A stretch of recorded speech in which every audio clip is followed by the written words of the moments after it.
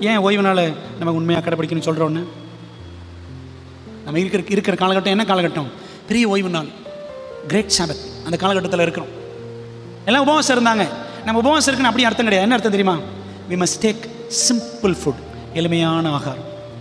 அப்படி தான் தீர்க்கதரிசன ஆவியில் படிக்கிறோம். எளிமையான ஆகாரம் புசிக்கணும் அந்த காலகட்டத்தில். கிறிஸ்துவானவர் பரலோகத்திலே பரிந்து பேசி கொண்டிருக்கிறேன், நியாய தீர்ப்பை நிகழ்த்தி கொண்டிருக்கிறேன். இந்த காலகட்டத்தில் எளிமையான ஒரு வாழ்க்கை, எளிமையான ஒரு ஆகாரம். புரியுதா உங்களுக்கு?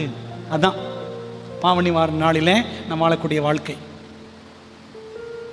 ஆடம்பரமான வாழ்க்கை கிடையாது. பிரியமானவர்களே, நம்ம அதை யோசிக்கணும். ஆகவே கிறிஸ்துவானவர் மகாபரிசுத்தலத்தில் இருக்கும் பொழுது வெளியிலே காத்திருக்கிற ஜனங்கள் யார்? நாம் தான்.